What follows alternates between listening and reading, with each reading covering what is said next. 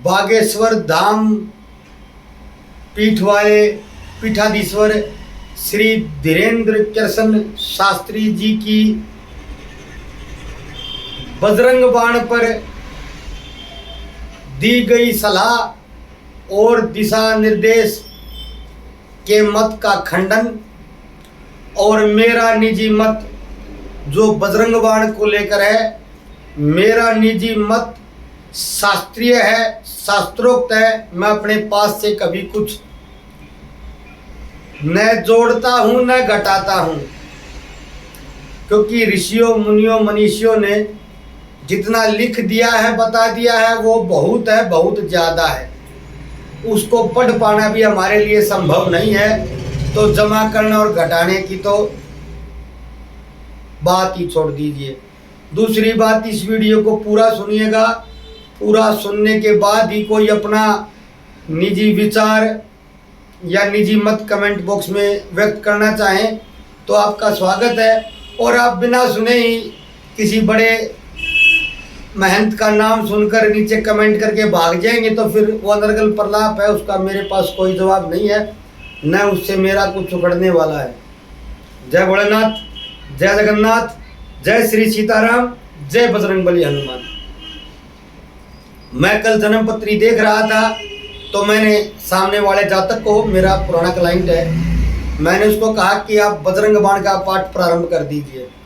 तो उन्होंने कहा कि बागेश्वर बाबा ने, बागेश्वर वाले शास्त्री जी ने कहा है कि बजरंग बाण का पाठ नहीं करना चाहिए, ये किसी विभिन्न विशेष परिस्थितियों में किया जाता है। उन्होंने उनको बागेश्वर वाले बाबा जी का मेरे पास वीडियो भी भेजा, मैंने वो भी देखा है। तो उनका अपना निजी मत है, उनको मेरा नमस्कार है, उनका अपना मत है, मेरा अपना आकलन है। तो मैंने उनको कुछ जवाब दिया, फिर मैं सोचा वीडियो ही बनाऊं इस विषय पर। जब ये मत मेरे क्लाइंट का है तो किसी और का भी हो सकता है। बागेश्वर धाम वाले सरकार जो हैं वो बड़े बाबा जी हैं, लेकिन मैं भी कोई अज्ञानी नहीं हूँ, न ही मूर्ख हूँ, पढ़ा लिखा विद्वान ब्राह्मण मैं भी हूँ, ज्योतिषी हूँ, तांत्रिक हूँ, शास्त्रों का अध्ययन मैंने भी किया है। ऐसा नहीं है कि मैं निपट मूर्ख हूँ। तो मेरा अपना मत भी हो सकता है, और मेरा अपना मत है वो बजरंग बाण से ही है। मैं अन्य कोई प्रमाण आपको नहीं देने वाला हूँ, सिर्फ बजरंग बाण से ही प्रमाण दूंगा। तुलसीदास जी महाराज ने, गोस्वामी तुलसीदास जी महाराज ने जब रामचरितमानस की रचना की थी तो उनका बहुत ज़्यादा विरोध हुआ था, उन पर हमले भी हुए थे। उन्होंने बहुत सी ग्रंथों की रचनाएं की थी, ऐसा नहीं है रामचरितमानस की रचना की थी, 20-22 ग्रंथों की रचना उन्होंने की थी। उनको जला दिया गया था, उन पर आक्रमण भी हुआ था और उन पर तंत्र का प्रयोग भी हुआ था, उन पर मारण और विद्वेषण भी हुआ था। ये सब प्रमाण सहित मौजूद है। मैंने कोई ऐसा नहीं है कि कोई नई घोषणा कर दी है, मैं कोई नई घोषणा कभी नहीं करता हूँ। नई घोषणा करके या नया कोई प्रचार करके कुछ लोगों को ये फायदा होता है कि नई बात को लोग सुनते हैं, लेकिन मैं ऐसा कोई नया काम नहीं करता हूँ। नई खोज करने की मेरी कोई इच्छा नहीं है। ये सब प्रमाण वहीं मौजूद हैं। गोस्वामी तुलसीदास जी पर काफी आक्रमण हुए थे और उनको उस समय पर, उस कालखंड में स्वीकार भी बहुत कम किया गया था। तो तंत्र प्रयोग के बाद उनके शरीर पर बहुत भयंकर जटिल फोड़े निकल गए थे, बड़े फोड़े फुंसी हो गए थे, बड़ा कष्ट हुआ था उनके शरीर को। तब उस कष्ट का त्राण करने के लिए, उस कष्ट से मुक्ति पाने के लिए, उस तंत्र का निराकरण करने के लिए गोस्वामी तुलसीदास जी ने बजरंग बाण की रचना की थी। तो इसमें कई तरह की बातें हैं कि भगवान हनुमान जी को राम जी की शपथ नहीं देनी चाहिए। ठीक है, ये बात हमने मान ली, लेकिन हमारे देने से वो शपथ ले लेंगे क्या? कोई किसी को शपथ आम सामान्य भाषा में दे देता है, सब मान लेते हैं क्या? कल को कोई आपको भी शपथ देकर आपकी गाड़ी छीन कर भाग जाएगा, आप दे देंगे? ऐसा नहीं होता है। शपथ तुलसीदास जी ने दी थी तो मानी थी हनुमान जी महाराज ने। तुलसीदास जी बहुत बड़े सिद्ध तांत्रिक थे और उच्च कोटि के श्रेष्ठ राम भक्त थे, और हनुमान जी भी राम भक्त है, सबसे बड़े राम भक्त है। तो एक राम भक्त ने एक राम भक्त को दुहाई दी थी, शपथ दी थी, तो राम भक्त ने राम भक्त की शपथ को माना था। ऐसे ही कोई शपथ दे देगा तो हनुमान जी मानने को बाध्य नहीं है, उन पर कोई बाधा या कोई नियम काम नहीं करता है, पहली बात। दूसरी बात, बजरंग बाण काम क्यों करता है? क्योंकि इसमें तंत्र के बीजों का प्रयोग है। मैं निरंतर पाठ करता हूं, गुटिका मेरे पास रहती है, सुंदरकांड की छोटी सी गुटिका है ये। गुटिका बोलते हैं जब छोटी कोई होती तो गुटिका कहलाती है वो। हनुमान चालीसा भी है इसमें, बजरंग बाण भी है, हनुमान अष्टक भी है, सभी हैं। तो मेरे पास ये आदि काल से है, बहुत छोटी सी है ये। मेरे जीवन में जो सबसे प्रिय थे उन्होंने मेरे को ये गिफ्ट की थी, अब वो नहीं रहे, लेकिन ये मैं सदा मेरी जेब में या मेरे साथ रहती है मेरे ऑफिस में और रहती रहेगी। तो इसमें तंत्र के बीजों का प्रयोग है, जो जातक को लाभ देते हैं वो तंत्र है, और तुलसीदास जी श्रेष्ठ तांत्रिक थे, तो इसीलिए बजरंग बाण लाभ देता है। हनुमान जी की आराधना तो है ही, भक्ति है ही, वो दूसरी बात है। जैसे मैं आपको बताऊं, ओम रीम रीम हनुमंत कपीसा, रीम बीज का प्रयोग किया गया है। ओम हुम हुम हुम हनु अरि उर शीसा, ये बीजों का प्रयोग है, और जिसको बीज सिद्ध होते हैं, जिन्होंने बीजों का पुरस्करण कर लिया है, बीज सिद्ध कर लिए, उसको लाभ देती है, पहली बात। दूसरी बात, यदि आप भक्ति भाव के लिए कर रहे हैं तो आपके 5 विकारों का शमन बजरंग बाण करता है, ये 100% अनुभूत की गई बात है। नित्य पाठ करिए आप अपने 5 विकारों में जो सबसे बड़े शत्रु माने गए हैं मनुष्य के, उन विकारों के समन में आपका साथ देगा, बजरंग बाण आपका लाभ देगा, हनुमान जी आपका साथ देंगे, आप पर कृपा करेंगे, ये बात सही है। अब मैं बजरंग बाण की पंक्तियों को प्रमाण के रूप में आपके सामने रख रहा हूं। ओम चम चम चम, चपल चरंता चम बीज मंत्र का प्रयोग है। ओम हनु हनु हनु हनुमंता, ओम हम हाक देत कपि चंचल, ओम सम सम, ये भी बीज है।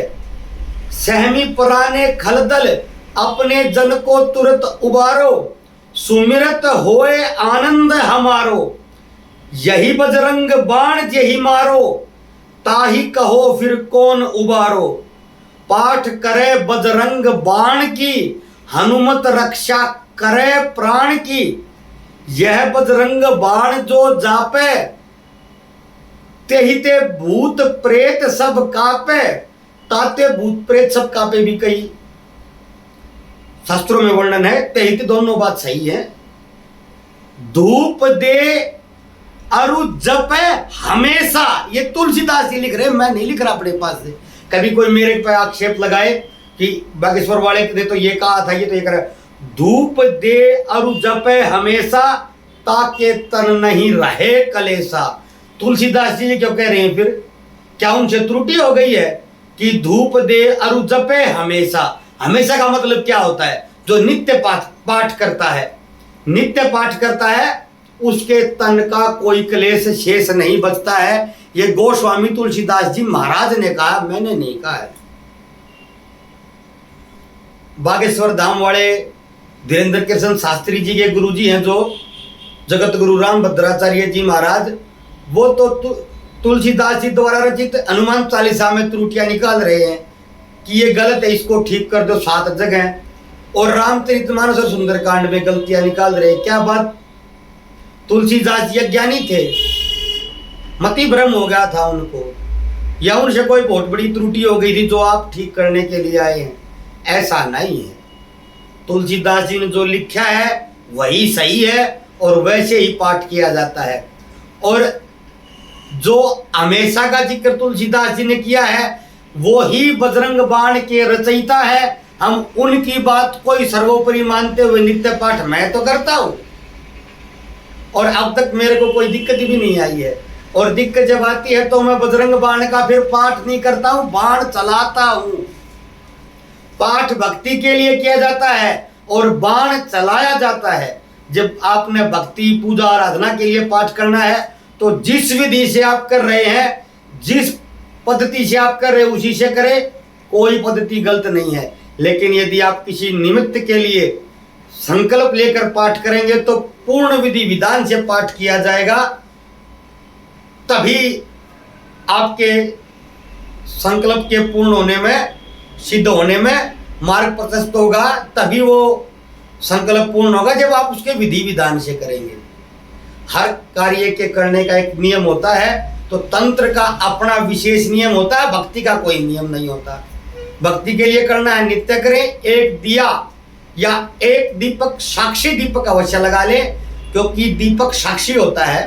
सनातन धर्म में दीपक अवश्य हर पूजा हर विधान में लगाया जाता है। तो एक दीपक अवश्य जला लें, लगा लें। एक दिया सरसों के तेल का लगाएं, चमेली के तेल का लगाएंगे तो बहुत अच्छा है। तिल के तेल का प्रयोग करने का भी विधान है। और गुड़ और चने का थोड़ा सा भोग रख ले और उसको बाद में स्वयं खा ले और बजरंग बाण का पाठ आप कर सकते हैं। बस मेरी एक ही इसमें सलाह है कि बजरंग बाण का पाठ सूर्यास्त के बाद करिए, क्योंकि तंत्र के ज्यादातर अनुष्ठान रात्रि को ही होते हैं, रात्रिकालीन साधनाएं होती है तंत्र की ज्यादातर। और बजरंग बाण तंत्रोक्त पाठ है, 100% तंत्रोक्त, इसमें कोई शंका शक शुभा की गुंजाइश नहीं है। तो बजरंग बाण का पाठ आप रात्रि में करें, नित्य करें, करते रहें। हनुमान जी की कृपा आप पर होगी, वो तो हनुमान जी बताएंगे, मैं थोड़ा बताऊंगा। लेकिन जिसको ये शंका है कि इसमें राम जी की शपथ हनुमान जी को दे दी है, वो शपथ तुलसीदास जी ने दी थी, उनकी मानी थी। आपकी हनुमान जी मानेंगे कि नहीं मानेंगे, ये आपकी श्रद्धा आस्था का विषय है। इसमें दोष या त्रुटि की कोई संभावना नहीं कि आप किसी दोष के भागी हो रहे हैं या आप हनुमान जी को कोई बाधित कर रहे हैं, कोई धर्म संकट में डाल रहे हैं। ऐसा प्रचलन कई जगह सुना है मैंने। तो आपकी कोई औकात नहीं है ऐसी कि हनुमान जी को आप बाधित कर देंगे या बांध देंगे या आपकी मान लेंगे। उनकी इच्छा पर होगा मानेंगे, नहीं इच्छा पर होगा तो नहीं मानेंगे। आप पाठ करने को स्वतंत्र हैं, वो कार्य करने को और मानने को स्वतंत्र हैं, दोनों की स्वतंत्रता है। तो पाठ करे हमेशा, तन नहीं रहे कलेसा, तुलसीदास जी कह रहे हैं। तुलसीदास जी की बात को मानते हुए मैंने आपको प्रमाण दे दिया है। हनुमान जी महाराज की आराधना करें। अगर आपने किसी निमित्त हेतु कार्य करना है तो फिर इसकी दीक्षा भी लेनी पड़ती है, ये भी मैं बता दूं। क्योंकि मैं ऐसा कार्य करता नहीं हूं तो बता भी नहीं रहा था, लेकिन दीक्षा लेनी पड़ेगी यदि तंत्र का प्रयोग करेंगे तो। और सामान्य भक्ति के लिए करना है, स्वतंत्र है, आप खूब कीजिए, दबाकर कीजिए। भक्ति का कोई नियम नहीं होता है, अनुष्ठान के नियम 100% होते हैं। उनके बिना अनुष्ठान कार्य नहीं भी करता है और हानि होने की संभावना भी होती ही है, 100% होती है। अतः भक्ति के लिए आप सामान्य दिया लगाकर पाठ करना चाहिए, खूब करें, मन लगाकर करें। आप कोई बाधा देने वाले नहीं हनुमान जी को, नहीं आप शपथ देकर उनको कोई बंधन में डाल रहे हैं, नहीं आपके कोई बंधन काम नहीं करेंगे। वो राम भक्त तुलसीदास जी ने राम भक्त हनुमान जी को शपथ दिलाई थी, तो इतने बड़े राम भक्ति दिया आप ही हैं तो आप भी शपथ दिलाइए, आपकी भी हनुमान जी मान नहीं लेंगे, ये मेरा दावा है। लेकिन कौन कितना बड़ा है ये तो राम जी जाने और हनुमान जी जाने। धन्यवाद। अच्छी लगी तो कमेंट कर दीजिए, न अच्छी लगे तो कमेंट मत कीजिए। अनर्गल प्रलाप करेंगे तो मैं उठाकर ब्लॉक कर दूंगा, इतना ही होने वाला है। मैं भी कोई अज्ञानी नहीं हूं कि किसी बड़े मठपति ने कह दिया है तो हम ठीक नहीं कर सकते हैं। इस देश में एक तो बीमारी है कि फला ने कह दिया तो उसने सही कहा होगा। तो ये दीपक पंडित जी बोल रहे थे, उसकी सुनकर बोल रहा हूं। क्यों भाई, मेरा दिमाग और मेरे विचार नहीं है, मैं चिंतन मनन नहीं कर सकता, मैं अध्ययन नहीं कर सकता क्या? बात जाइए, इन बातों से प्रसन्न होकर बजरंग बाण का पाठ आप कर सकते हैं। धन्यवाद। मैंने प्रमाण बजरंग बाण से ही दिया है। अभी आप गलती निकाले तो फिर गोस्वामी तुलसीदास जी की निकाल रहे हैं, मेरी नहीं है। मैंने लाइन आपको दिखा दी है, आपने भी पढ़ी होगी। उस मित्र ने जिन्होंने मेरे को कहा उन्होंने भी पढ़ी होगी, लेकिन चिंतन इस देश में कोई करता नहीं है। चिंतन से तो और अध्ययन से और किए हुए अध्ययन पर विचार से तो इस देश में बैर हो गया है। फिर शास्त्रों का दोष देते, शास्त्रों का दोष नहीं है, दोष इनका है जो चिंतन मनन सब त्याग कर दिमाग को गिरवी रख दिया है। ठीक है मित्रों, धन्यवाद। अच्छी न लगी हो कोई बात तो क्षमा कर देना। धन्यवाद। जय जय सीताराम, जय श्री बजरंगबली हनुमान।